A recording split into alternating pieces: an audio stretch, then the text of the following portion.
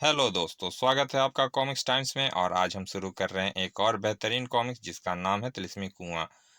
ये इसका पहला पेज आप देख सकते हैं दोस्तों। और अभी तक आपने हमारे चैनल को सब्सक्राइब नहीं किया तो प्लीज़ सब्सक्राइब कर दें ताकि हमारे नए नए अपडेट आप तक तुरंत पहुंच सके। चलिए शुरू करते हैं बिना समय गंवाए।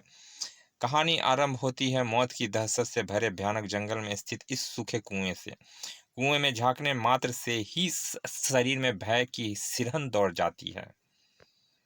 यही यही कुआं उस भयानक तृष्ण का पहला दरवाजा है जिसके भीतर जाकर आज तक कोई वापस नहीं लौट सका।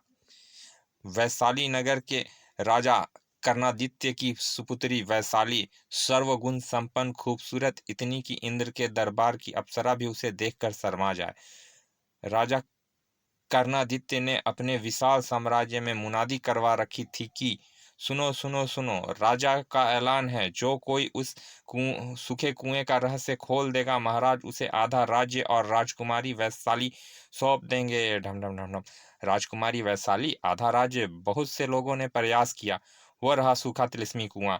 अगर हम इस कुएं का रहस्य जान गए तो वैशाली और आधा राज्य दोनों हमारा। पहले मैं जाता हूँ। अवश्य ही यह कार्य इतना आसान नहीं है, अन्यथा महाराज इतना बड़ा पुरस्कार कदापि ना रखते। युवक कुएं में उतर गए। उस युवक को कुएं में उतरे अभी कुछ ही क्षण बीते होंगे कि एक तेज चीख से कुआं गूंज उठा। आह आई! यह चीख तो इसका मतलब कि अब वह बाहर नहीं निकलेगा। उफ, कुछ दिखता भी तो नहीं। मैं ही भीतर जाकर देखता हूँ। कुछ ही देर बाद आई! उफ, लगता है वो भी नहीं बचा। हे भगवान, यह तो मौत का कुआं है। जान बचानी है तो भागो। बहुत से लोग बहुत से लोग कुएं का रहस्य खोजने का संकल्प लेकर कुएं में उतरे और वापस नहीं लौटे। अंततः महाराज, अब तो कई महीने बीत गए किंतु एक भी युवक उस कुएं में उतरकर उसका रहस्य जानने के लिए उत्सुक नहीं दिखाई दिया। यही चिंता तो हमें भी घून की तरह खाया जा रही है महारानी। काश कि हम एक पुत्र के पिता होते जिसे राजकार्य की जिम्मेदारी सौंपकर हम स्वयं उस कुएं के रहस्य का पता लगाने जाते, लेकिन अब यह मुमकिन नहीं। और तभी महाराज की जय हो, एक युवक आपसे शीघ्र मिलने की आज्ञा चाहता है। ओह ठीक है, उसे अतिथि कक्ष में बिठाओ, हम वहीं उससे भेंट करेंगे।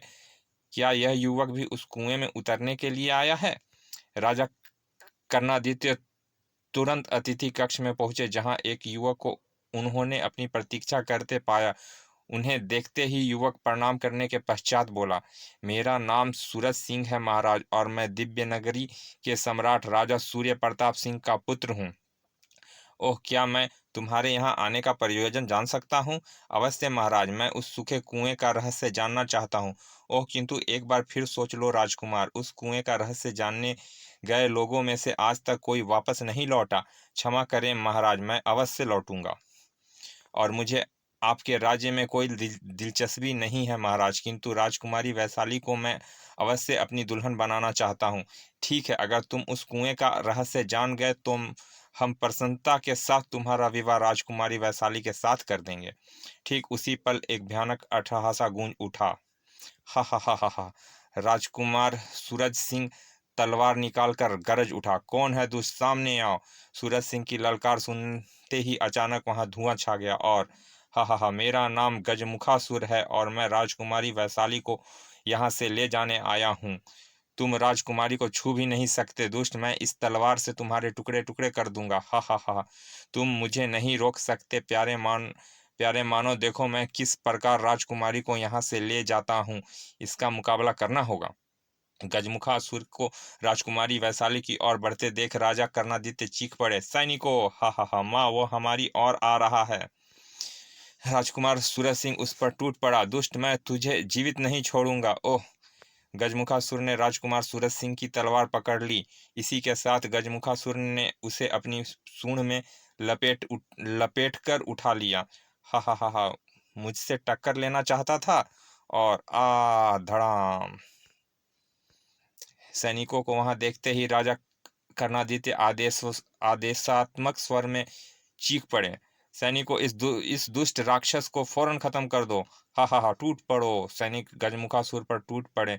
बचाओ, आ हा हा हा हा हा।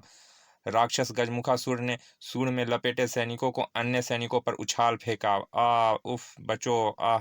तभी राक्षस की सूंड बढ़नी आरंभ हो गई। देखते ही देखते सूंड ने कई सैनिकों को लपेट लिया। ओह बचाओ, हाय मरा, उफ मेरा दम घुट रहा है।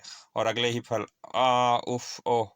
और फिर गजमुखासुर ने आगे बढ़कर राजकुमारी का हाथ पकड़ लिया। महारानी शेरनी की तरह राक्षस पर टूट पड़ी। लेकिन हट जाओ मेरे रास्ते से मूर्ख, मुझे अमर बनने के लिए महायज्ञ करना है और यज्ञ के अंतिम क्षणों में किसी राजकुमारी की बलि देनी है। मेरे रास्ते में कोई भी आया तो उसे अपने प्राणों से हाथ धोना पड़ेगा। पिताजी मुझे बचाइए। उफ, वो राजकुमारी जी को ले जा रहा है। लेकिन इससे पहले कि राजा कर्णादित्य कुछ कर पाते, राक्षस गजमुखासुर वहां से गायब हो गया। मेरी बच्ची। तभी एक अट्टहासा गूंज उठा। राजकुमार सूरज सिंह, तुम कुएं का रहस्य जानना चाहते हो ना, तो सुनो। मैंने उस तिलिस्मी कुएं का निर्माण करवाया है। मेरे विचित्र महल पहुंचने का वही एकमात्र रास्ता है, जिसके कदम कदम पर मौत का जाल बिछा हुआ है। उस तिलिस्मी तिलिस्म को मेरे अलावा कोई नहीं तोड़ सकता, क्योंकि जिसने यह तिलिस्म तैयार किया था मैं उसे समाप्त कर चुका हूँ। हा हा हा हा। इसी के साथ कक्ष में सन्नाटा छा गया। अब क्या होगा सूरज? हम अपनी बच्ची का वियोग नहीं सह सकेंगे। महाराज, मेरी वैशाली मुझे वापस ला दो। धीरज रखिए महाराज, मैं उस तिलिस्मी कुएं के एक एक तिलिस्म को तोड़ डालूंगा और राजकुमारी वैशाली को जीवित लेकर लौटूंगा। ईश्वर करे ऐसा ही हो। राजकुमार सूरज तुरंत ही एक घोड़े पर सवार होकर उस सूखे कुएं की ओर चल पड़ा। राक्षस गजमुखासुर, आ रहा हूं मैं तेरी मौत बनकर। उस जंगल से कई कोस दूर ऋषि मार्कंडे के आश्रम में। वाह शाबाश लूका बेटे, कमाल का निशाना लगाया है तुमने। यह सब आपकी ही शिक्षा दीक्षा का परिणाम है ऋषिवर। अब वह समय आ गया है बेटे, जबकि तुम्हें उस दुष्ट राक्षस गजमुखासुर को मारकर अपने माता पिता की मौत का बदला लेना है। मुझे आज्ञा दीजिए ऋषिवर, मैं जब तक अपने माता पिता की हत्या का बदला नहीं ले लेता मुझे चैन नहीं मिलेगा। ईश्वर तुम्हें सफल करे। ऋषि मार्कंडे से आज्ञा प्राप्त कर राक्षस पुत्र लूका गजमुखासुर के तिलिस्म की ओर चल पड़ा। कमीने गजमुखासुर, तूने मेरे पिता के साथ जो विश्वासघात किया है उसकी सजा तुझे मैं अवश्य दूंगा। लूका का यह सफर कई दिनों तक चला। एक दिन, अरे 3 चीते और 1 मानव, यह तो नाइंसाफी है। उसी पल तीनों चीते सूरज पर छलांग लगा चुके थे। गर्र, ओह गर्र गर्र। लेकिन इससे पूर्व कि वे सूरज सिंह को छू भी पाते, 3 तीर हवा में सरसराए।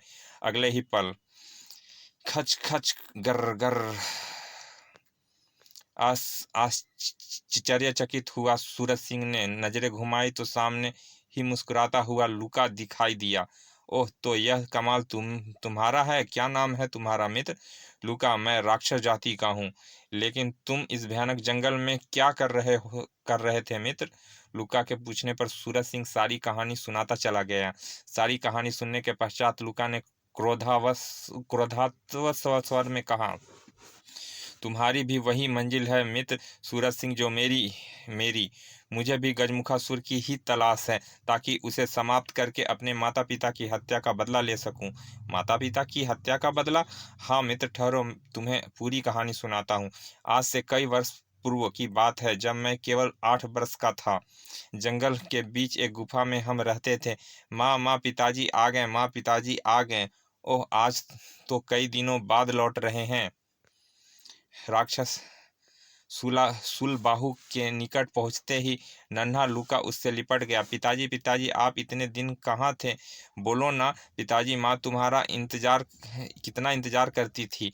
बस बेटा, अब मैं जिस तिलिस्म को पूरा कर आया हूँ जिसे पूरा करने में मेरा दिन का चैन व रातों की नींद भी उड़ गई थी। और यह देखो, मैं तुम्हारे लिए शेर का पंजा लेकर लेकर आया हूँ। वाह, आज भोजन का आनंद आ जाएगा। यह लो प्रिय, इसे पका डालो। आज हम कई दिनों बाद एक साथ बैठकर भोजन करेंगे, और जब तक मांस पकेगा मैं पिताजी के साथ तिलिस्म की कहानी सुनूंगा। जी। उस रात भोजन के समय माँ थोड़ा मांस और दो, आज तो भोजन का आनंद ही कुछ और है।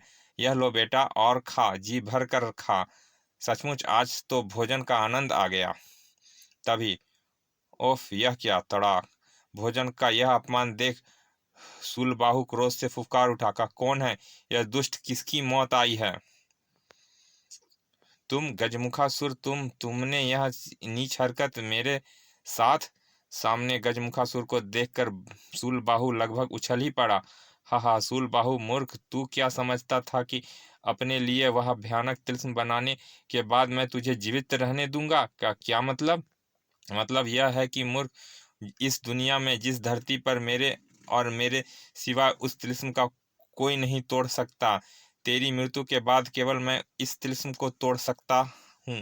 हा हा हा, अब तू मरने के लिए तैयार हो जा शूलबाहु। नहीं, तुम ऐसा नहीं कर सकते गजमुखासुर। मैंने यह तिलिस्म बनाने में जी जान से मेहनत की है। तुम मुझे नहीं मार सकते। अन्याय अन्याय यह अन्याय नहीं कर सकते तुम। शूलबाहु का मस्तिष्क तेजी के साथ उससे बचने का उपाय सोच रहा था। अचानक शूलबाहु के निकट पड़ी एक चट्टान उठाकर गजमुखासुर पर फेंक मारी। ओह! लेकिन गजमुखासुर ने अपने शक्तिशाली खड़ग से उस चट्टान के टुकड़े टुकड़े कर डाले। यह कड़ा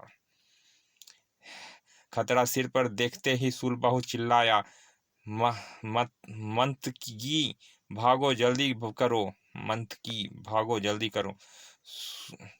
रुका को गोद में लेकर शूलबाहु अपनी पत्नी मंतकी के साथ भागा। गजमुखासुर नाम है मेरा, हा हा हा। अगले ही पल गजमुखासुर का खड़क हवा में सनसनाया।